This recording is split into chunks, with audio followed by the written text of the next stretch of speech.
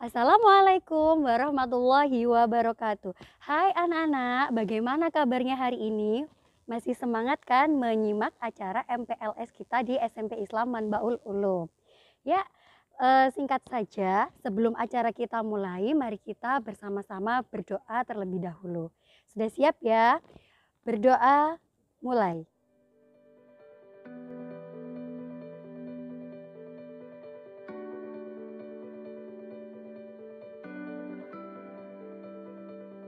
Warahmatullahi wabarakatuh.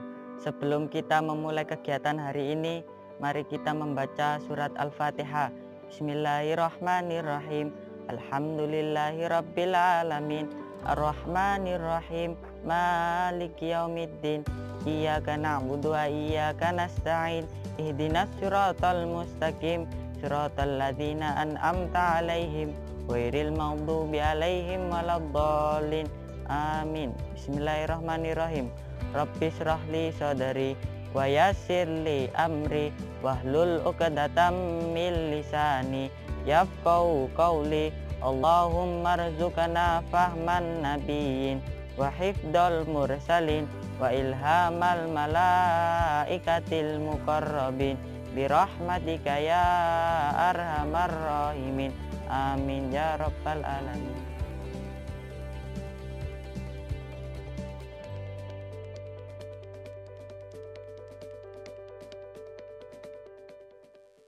Amin, amin ya robbal alamin. Baiklah, setelah kita berdoa, kita akan menyanyikan bersama-sama lagu nasional. Sudah siap anak-anak? Kita mulai ya.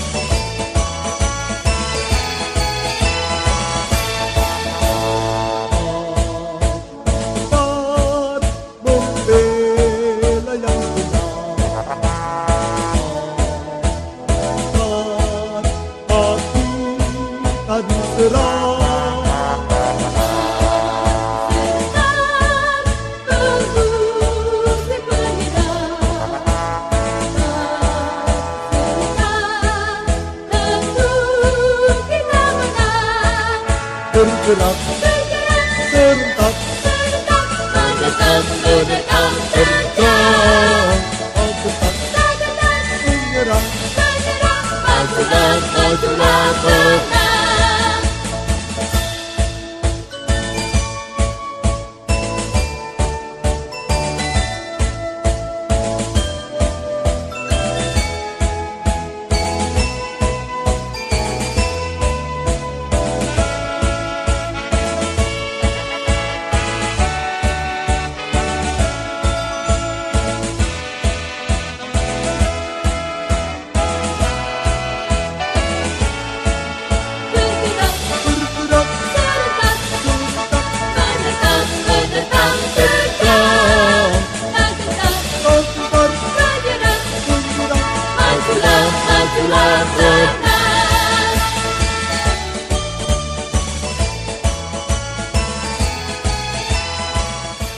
Ya, baiklah, setelah kita menyanyikan lagu nasional, semoga semangat kita semakin menggebu-gebu dalam menjalankan kegiatan MPLS ini. Baik anak-anak, setelah ini kita akan bersama-sama menyanyikan lagu Mars SMP Islam Manbaul Ulum. Kita nyanyi bersama-sama ya.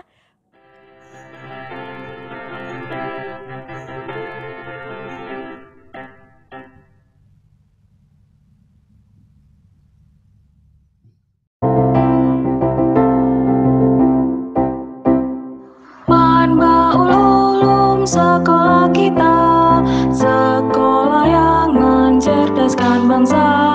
Manbaul Ulum Sekolah Islam, berilmu, beramal, bertakwa. Marilah kita maju dan kobarkan jiwa, semangat Pancasila.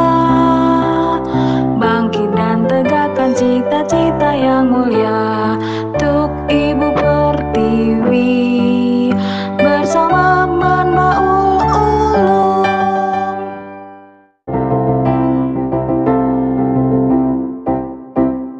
Manbaul Ulum sekolah kita, sekolah yang mencerdaskan bangsa.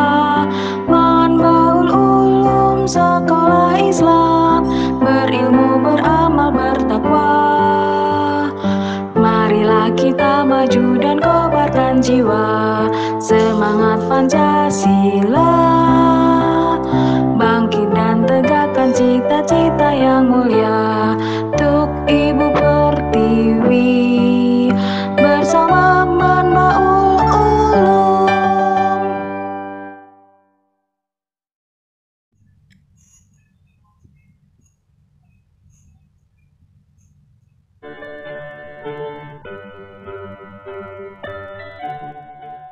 Nah, itu tadi lagu Mars SMP Islam Manbaul Ulum. Keren kan lagunya? Baiklah anak-anak, untuk kegiatan MPLS kita hari ini kita akan menyimak materi tentang pengetahuan dan pencegahan virus COVID-19 ya, yang akan disampaikan oleh Bu Rina. Kalian tahu kan apa itu virus COVID-19? Nah, yang membuat kita saat ini berada dalam jarak yang jauh. Jadi kalian harus ikut kegiatan MPLS secara daring.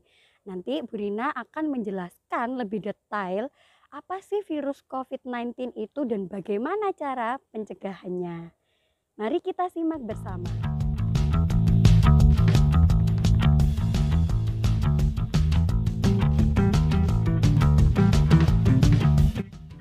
Assalamualaikum warahmatullahi wabarakatuh. Hai Kiddos, gimana kabar kalian? Semoga kalian selalu dirahmati Allah Subhanahu wa Ta'ala. Jangan heran kenapa saya pakai properti seperti ini. Saya bukan astronot ataupun tukang las. Saya adalah guru SMP Islam Manbaul Ulum. Ya, nama saya Bu Rina. Kenapa saya pakai properti seperti ini? Karena ini adalah properti untuk keamanan COVID-19. Yang saya pakai adalah face shield dan tentunya adalah masker kain. Kenapa saya pakai properti seperti ini? Karena saya akan menerangkan sesuatu yang sangat menarik dan mungkin sudah kalian kenal, yaitu tentang virus corona atau COVID-19. Oke, silakan menyimak baik-baik. Bye. Pengenalan dan pencegahan COVID-19 atau coronavirus disajikan dalam kegiatan MPLS SMP Islam Manbaul Ulum tahun pelajaran 2020-2021 oleh Nur Bibi Rina SP. COVID-19 dikenal pula dengan sebutan coronavirus atau SARS-CoV-2. Adalah sebuah virus yang menyerang pada organ pernafasan. Virus ini banyak sekali mempunyai inang terutama pada hewan. Yang pertama bisa menyerang pada kucing, ular kobra, ataupun kelelawar. Coronavirus 19 atau COVID-19 ini bermula ditemukan di kota Wuhan di negara Cina pada akhir Desember 2019 sehingga dikenal dengan COVID-19. Selain menyerang manusia, virus ini juga menyerang pada hewan, baik itu hewan peliharaan maupun hewan ternak. COVID-19 ini tidak hanya terdapat di kota Wuhan aja, namun juga terdapat di seluruh dunia. Bahkan efeknya sampai kepada segi ekonomi, pariwisata, segi pendidikan, dan lain sebagainya. Coronavirus atau COVID-19 ini merupakan spesies keluarga virus yang menyerang hewan dan manusia yang ada di sekitar kita. Bentuknya seperti cincin berduri. Pertama kali memang merebak di kota Wuhan, Tiongkok. Namun virus ini sudah ada sejak ditemukan pertama kali sekitar tahun 1960-an. Namun virus ini semakin tahun mengalami mutasi. Sampai detik ini pun belum ada vaksin dan obat yang bisa menanganinya. Para tenaga medis hanya memberikan obat pada orang-orang yang terjangkit virus ini dengan cara memberikan penanganan pada gejala-gejalanya untuk meringankan penderitaan dari pasien-pasien COVID-19 ini. Yang pertama kali terserang memang sistem pernafasan. Namun, gejala-gejalanya akan timbul pula pada sistem pencernaan dan sebagainya. Cara menularnya melalui droplet, yaitu cairan yang keluar dari tubuh. Misalnya air ludah atau ingus dan sebagainya.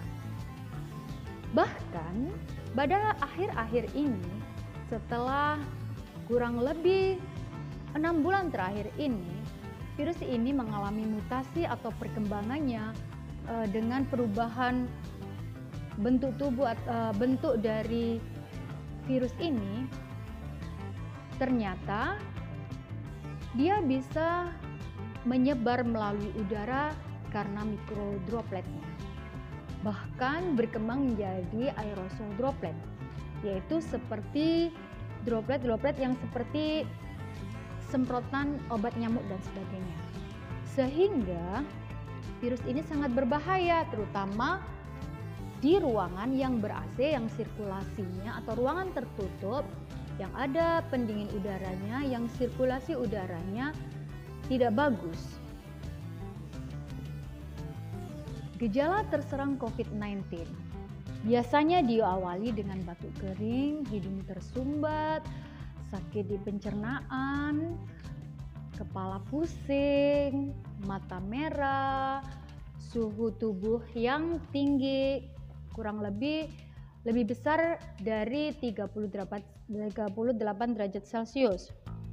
Sehingga wajar setiap kita memasuki suatu tempat, entah itu ruangan, bahkan di suatu rumah atau perkampungan, selalu ada cek suhu tubuh. Ini untuk mengenal gejala awal terserangnya COVID-19. Jadi ada 10 gejala yang ditimbulkan. Napasnya pendek, waspadai hal seperti itu. Demam, batuk kering, menggigil, dan tubuh terasa sakit.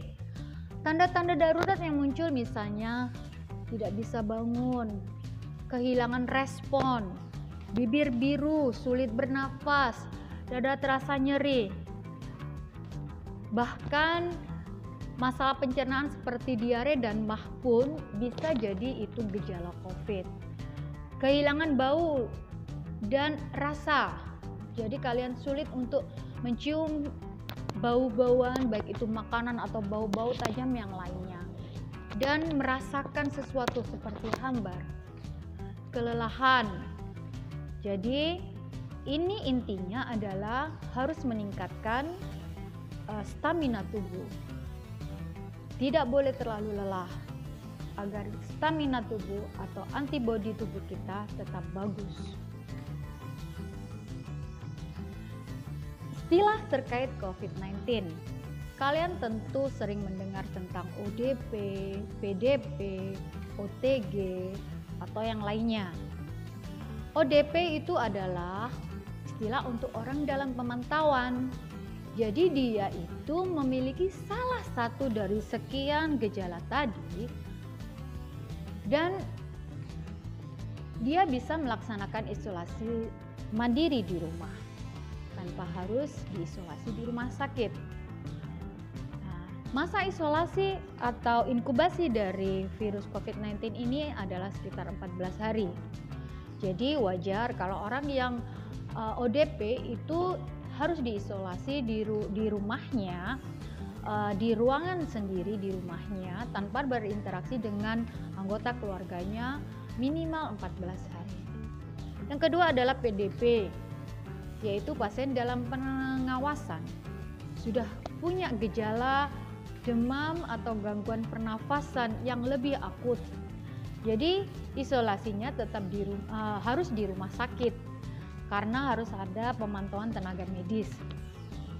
Selanjutnya adalah OTG, orang tanpa gejala. Ini yang perlu diwaspadai. Karena orang ini adalah carrier atau orang yang terinfeksi COVID, namun dia tidak menunjukkan gejalanya. Nah, kalau begitu, kalian harus waspada karena mungkin diri kita sendiri atau orang-orang di sekitar kita mungkin termasuk OTG. Oleh karena itu kita harus bersiap-siap untuk menjaga agar kita terhindar dari COVID-19 ini. Istilah yang lain dalam COVID-19 adalah rapid test dan swab test. Dua tes ini memang dipakai untuk mengetahui apakah orang itu terinfeksi, terutama untuk orang-orang yang OTG. Jadi seringkali kalian mendengarkan di berita atau menyaksikan di televisi tentang rapid test dan sebagainya. Kalian tidak perlu khawatir kalau memang ada orang di sekitar kalian melakukan rapid test. Hal ini untuk mengantisipasi. Jadi merupakan kegiatan untuk pencegahan COVID-19 ini. Oke anak-anak, karena virus ini sangat berbahaya, kita harus memutuskan rantai penyebarannya. Sangat mudah dan kalian tentu sudah tahu semua.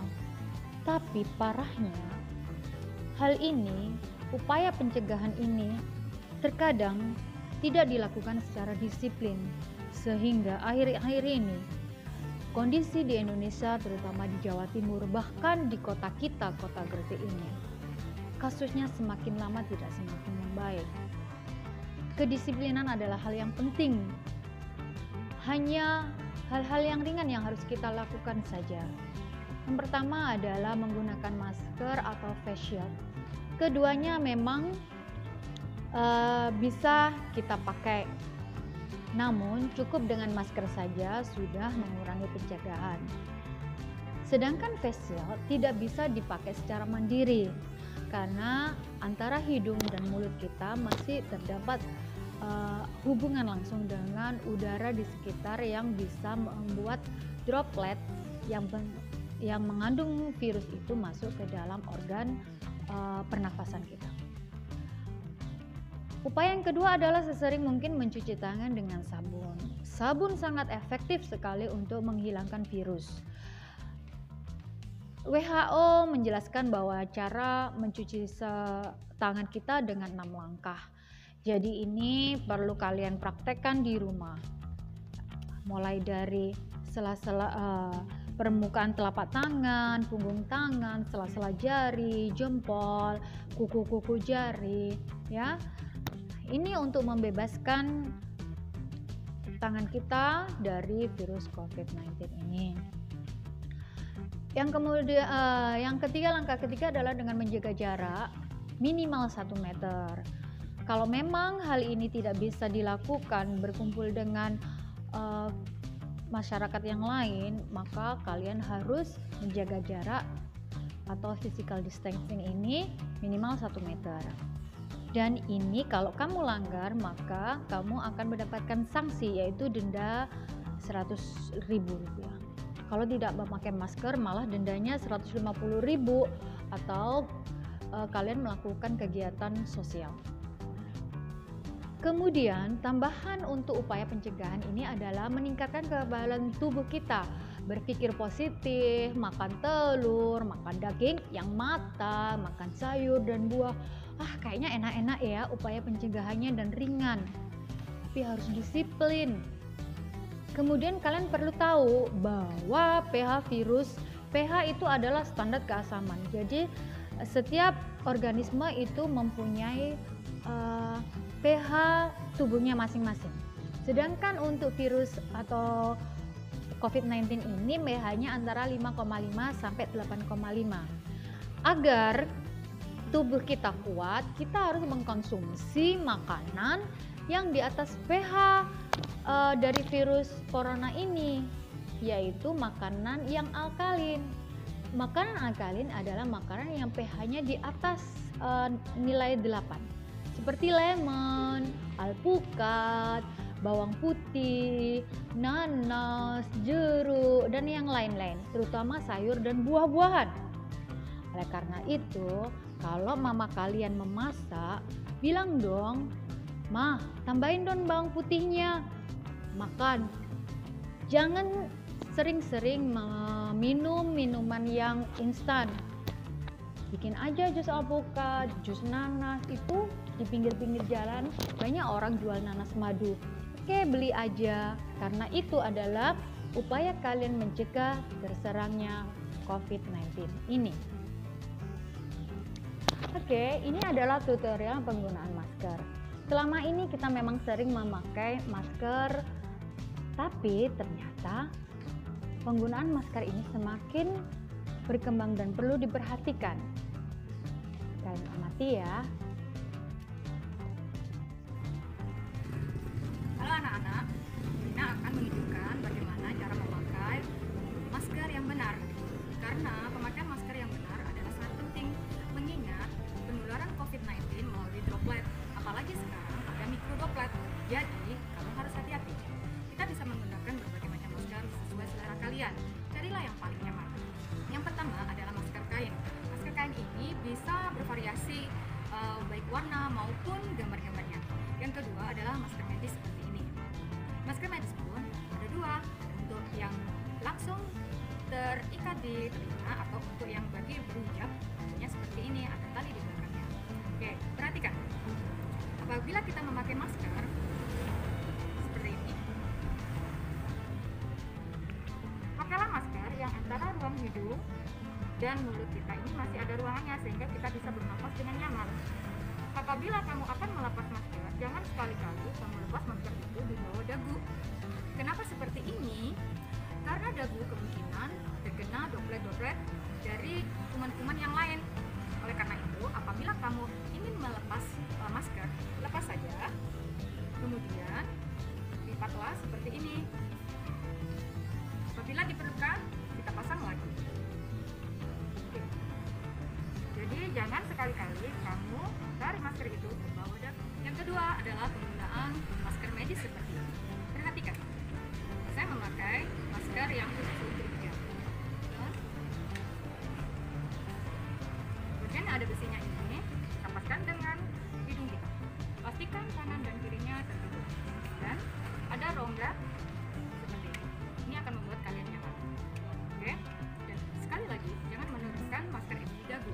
Karena dikhawatirkan dagu ini apabila sudah terkena oleh virus, maka kalau kita akan pakai seperti ini, maka virus ini akan mempengaruhi sistem pernafasan kita, atau virusnya mungkin akan masuk ke dalam rongga pernafasan kita. Ya, karena itu kita lepas.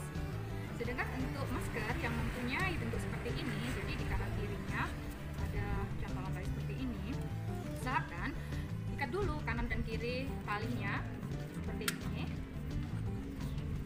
kanan dan kirinya, sehingga membentuk seperti ini. Lanjut, kita masukkan sehingga membentuk cekungan seperti ini sebagai ruang antara hidung dan masker. Kemudian tinggal menjatuhkan seperti ini. Oke anak-anak, begitulah cara penggunaan masker. Karena masker ini sangat efektif sekali untuk memutuskan rantai virus corona. Demikianlah apa yang sudah saya jelaskan kepada kalian. Semoga kalian memahaminya, mentaatinya, dan melaksanakannya. Biar kalian tidak penasaran dengan saya akan melepas properti saya. Ini sudah aman karena kita sudah jaga jarak. Bagaimana? Semoga kalian semua sehat, selalu dilindungi Allah, dan selalu ceria. Assalamualaikum warahmatullahi wabarakatuh. Nah, kalian sekarang sudah tahu kan apa itu virus COVID-19 dan bagaimana cara pencegahannya. Baiklah, kita lanjut ke materi selanjutnya. Apa itu? Materi kita selanjutnya adalah melaku-melaku nang MU. Wow, jadi kalian akan diajak jalan-jalan mengelilingi sekolah MU supaya tahu sarana dan prasarana apa saja yang ada di sekolah kita. Yuk kita simak dulu.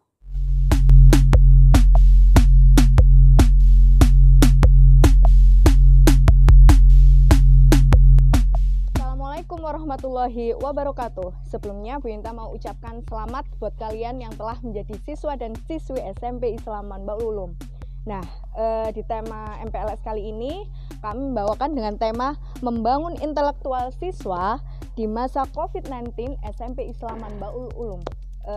Untuk kali ini Bu Inita mau ngajak kalian jalan-jalan, muter-muteri SMP Islaman Baul Ulum, dan kalian bisa melihat sarana dan prasarana apa saja yang ada di SMP Islaman Baul Ulum.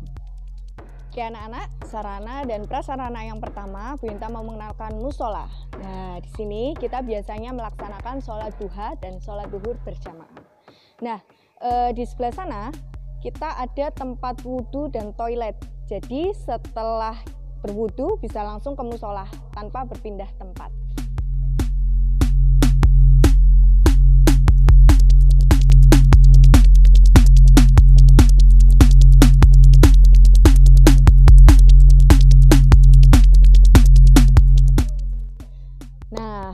Di sebelah sana tadi itu toilet putri dan sebelah sana ada lapangan. Yuk kita ke lapangan. Nah, sebelum kita mulai ke lapangan, Bu Inta mau memperkenalkan toilet putranya dulu. Nih.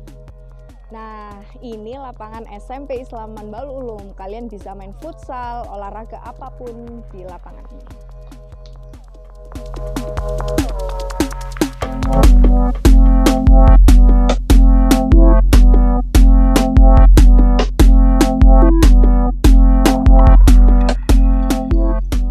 Di sebelah lapangan ada beberapa kelas sebagai tempat pembelajaran berlangsung. Paling ujung itu ada sanggar seni. Kemudian di sebelahnya ada kelas matematika. Kemudian kelas bahasa Inggris. Lalu kelas IPA. Dan yang terakhir kelas IPS. Baik anak-anak, untuk sarana dan prasarana selanjutnya kita ke ruang CPT. Nah, ini biasanya kita gunakan untuk ujian berbasis komputer.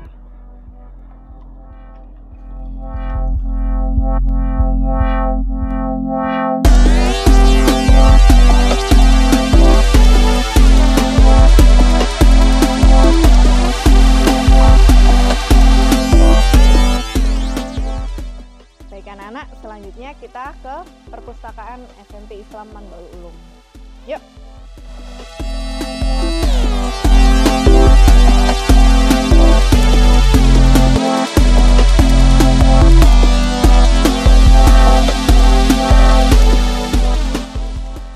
Nah, anak-anak, kita sekarang ada di dalam perpustakaan SMP Islaman Baul Ulum.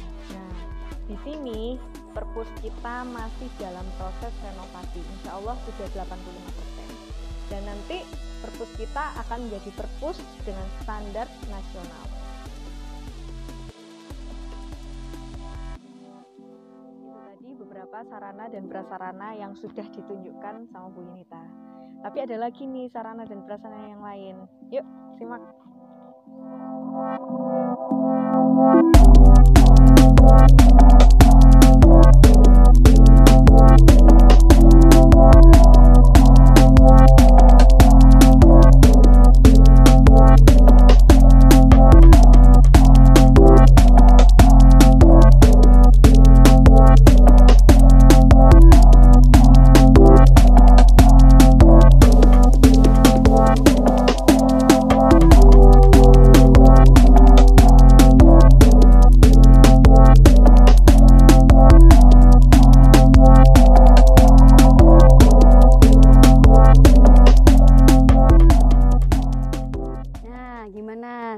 sekarang kalian sudah tahu kan sarana dan prasarana apa saja yang ada di sekolah kita.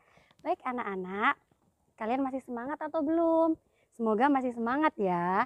Kita akan melanjutkan materi yang ketiga. Materi kita berjudul peningkatan kedisiplinan dan kejujuran yang akan disampaikan oleh Pak Man. Sudah siap jadi siswa yang tangguh dan hebat kan? Mari kita simak bersama-sama.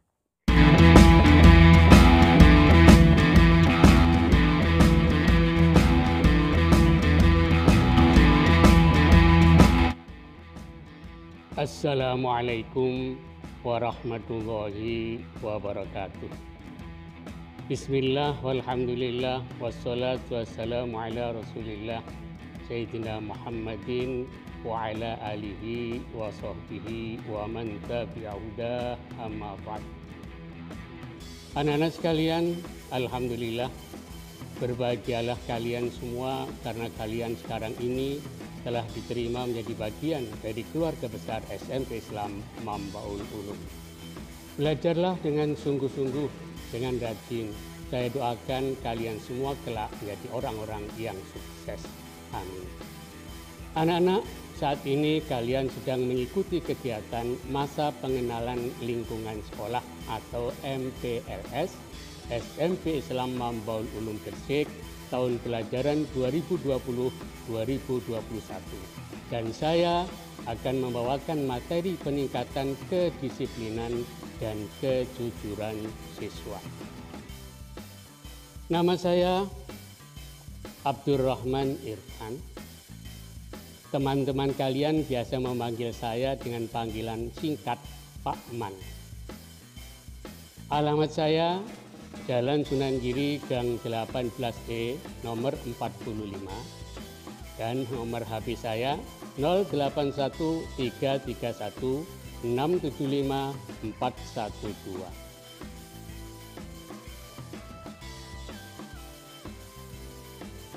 Anak-anak, melalui materi ini nanti kalian akan memahami apa kedisiplinan dan kejujuran itu, apa saja contoh-contoh kedisiplinan dan kejujuran, serta apa manfaat yang akan kalian peroleh ketika kalian menjadi anak-anak yang disiplin dan jujur.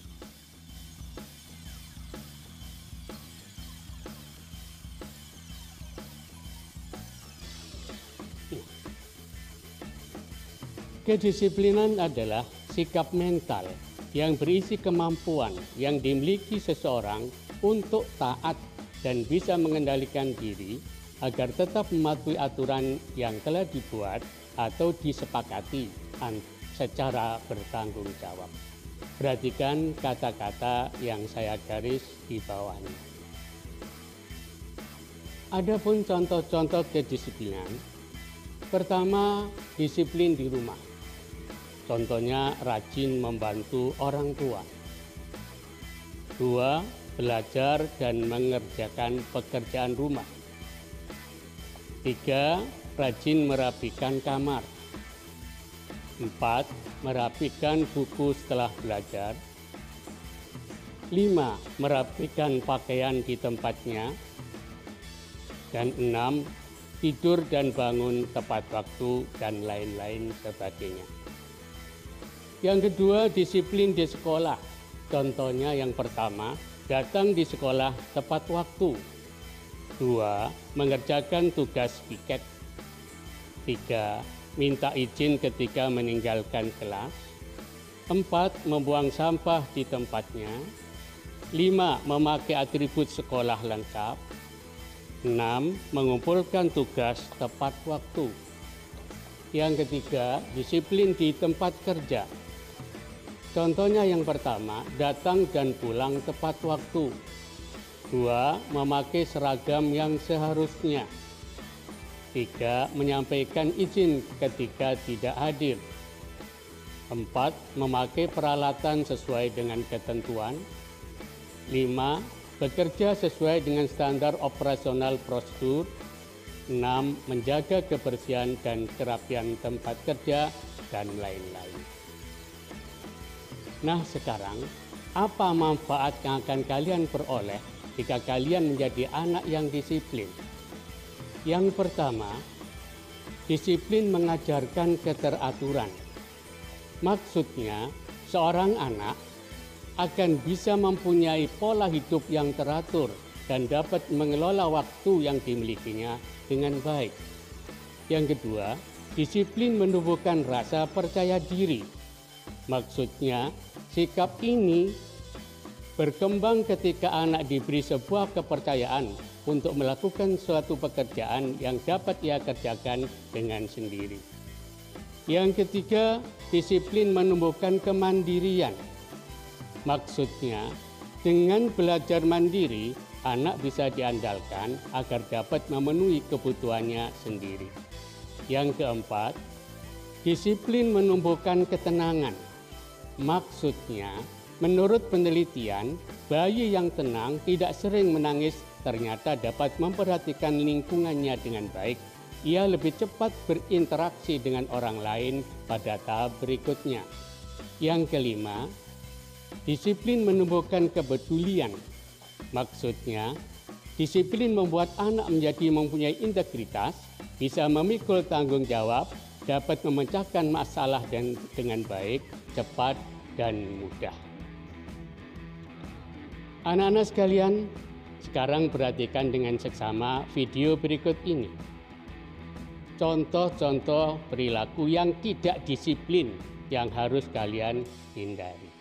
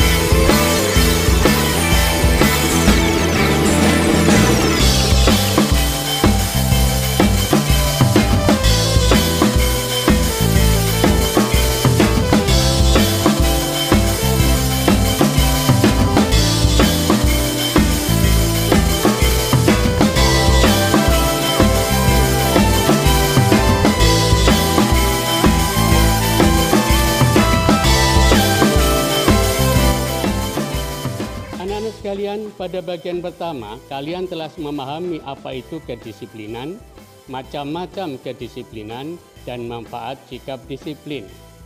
Sekarang, kalian juga harus memahami apa itu kejujuran, macam-macam kejujuran, manfaat perilaku jujur. Nah, sekarang apakah sebenarnya kejujuran itu? Kejujuran adalah sikap mental yang dimiliki seseorang dalam mengungkapkan perasaan, kata-kata, dan perbuatannya bahwa kenyataan yang ada benar-benar terjadi dan tidak dimanipulasi dengan cara meniru atau berbohong agar mendapatkan keuntungan untuk dirinya sendiri. Nah, perhatikan kata-kata yang saya garis bawahi. Di situ sudah menggambarkan bentuk-bentuk kejujuran. Sekarang, apa saja contohnya perilaku jujur dalam kehidupan sehari-hari? Yang pertama, sesuai dengan apa yang sudah dikemukakan tadi, jujur mengungkap perasaan. Artinya, tidak berbeda antara yang diungkapkan dengan yang ada di dalam hatinya. Contohnya, tidak suka berpura-pura, tidak suka membuat-buat, dan tidak bersikap munafik.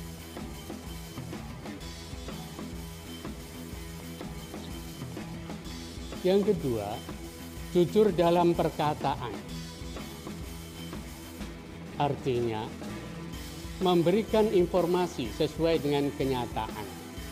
Contohnya, tidak berbohong atau berdusta, tidak memberitakan berita hoax, berkata apa adanya. Yang ketiga, jujur dalam perbuatan.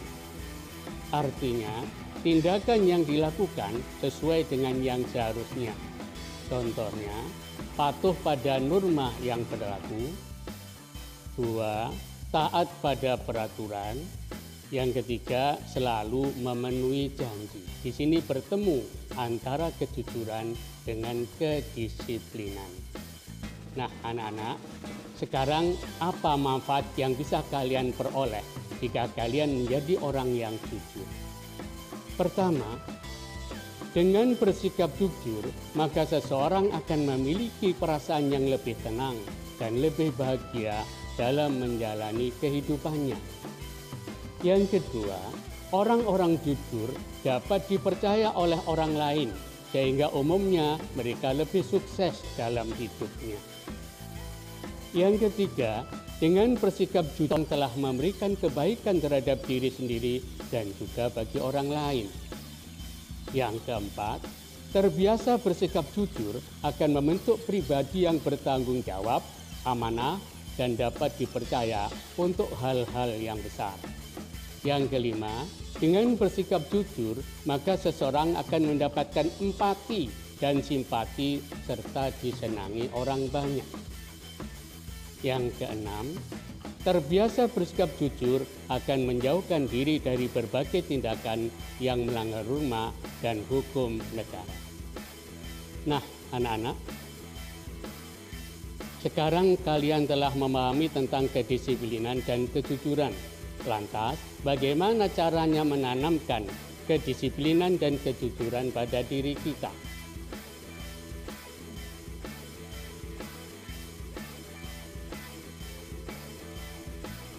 Cara yang paling mendasar adalah menanamkan keimanan sejak dini kepada Allah dan kepada malaikat Allah. Inilah cara yang paling mendasar. Anak-anak sekalian,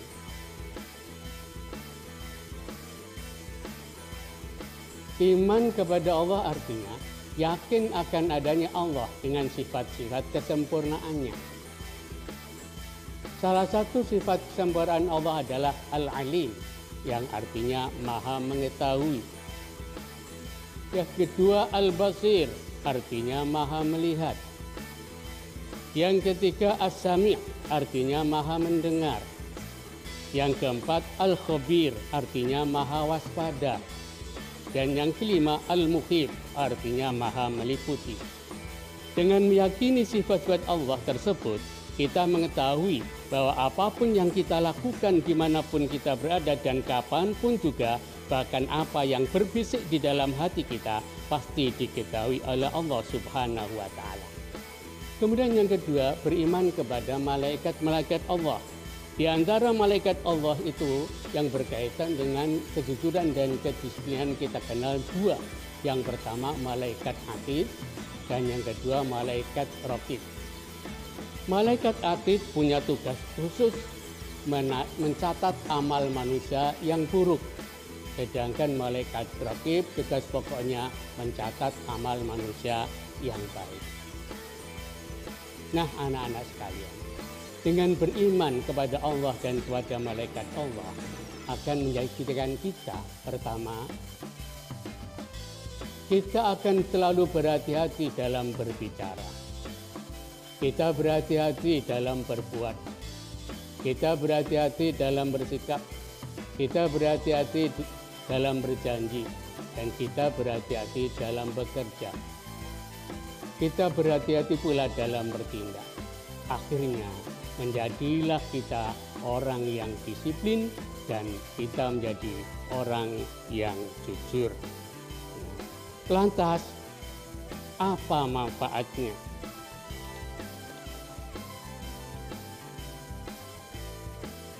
Anak-anak sekalian, untuk lebih jelasnya saksikanlah video berikut ini berkaitan dengan kejujuran.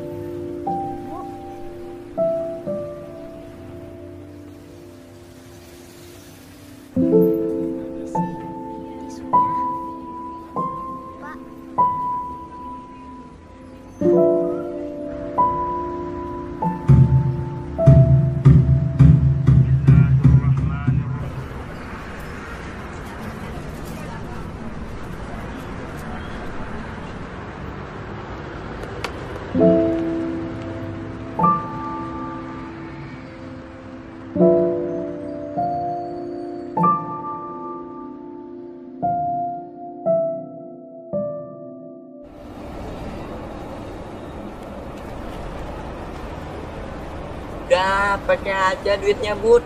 Itu udah jadi hak kamu kok. Pokoknya kamu harus jadi anak yang jujur. Dik, Bang, ya Bang, kamu harus janji sama ibu. Karena jadi anak yang jujur itu banyak pahalanya.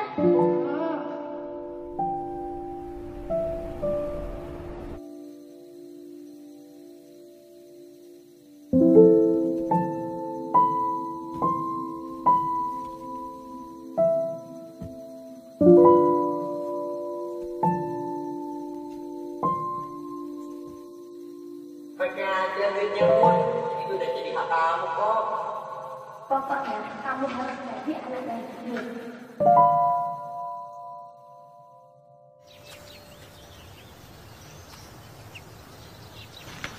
Ini berapa, Bang?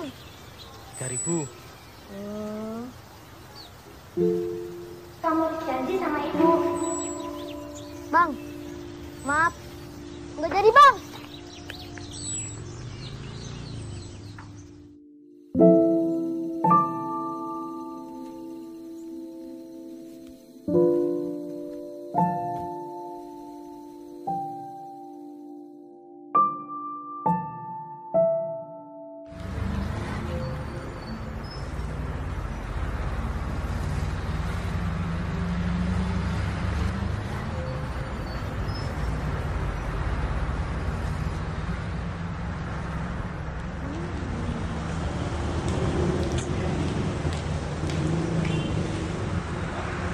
Masih disimpan aja, Bud, duitnya. Kalau nggak mau, ya buat aku aja lah sini. Udah, buat aku aja lah sini ah. jangan. Udah, buat aku aja sini ah. Enggak. Ya elah. Nah, itu tuh orang itu. Misi.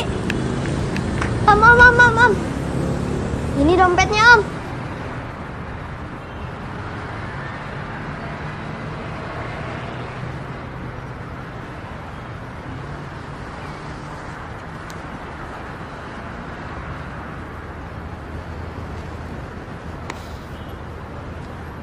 Namamu siapa?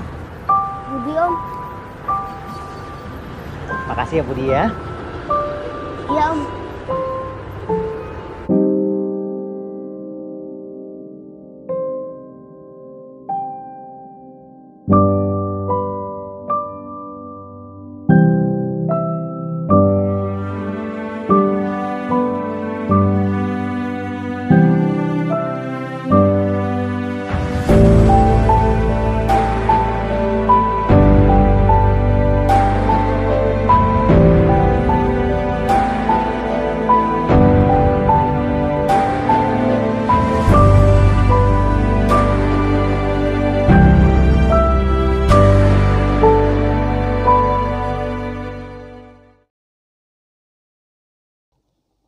Anak-anak sekalian, setelah kalian menyaksikan video ini, kalian akan mendapatkan suatu wawasan tentang bersikap disiplin dan jujur ternyata bermanfaat bagi diri sendiri dan juga bagi orang lain. Terima kasih, mudah-mudahan bermanfaat. Billahi taufik wal hidayah. Assalamualaikum warahmatullahi wabarakatuh. Nah, untuk kegiatan selanjutnya akan kita lanjutkan di Telegram ya. Tapi jangan lupa like, komen, dan subscribe. Komen terbaik akan mendapatkan hadiah dari SMP Islam Manbaul Ulum. Sekian dari saya. Wassalamualaikum warahmatullahi wabarakatuh. Dadah.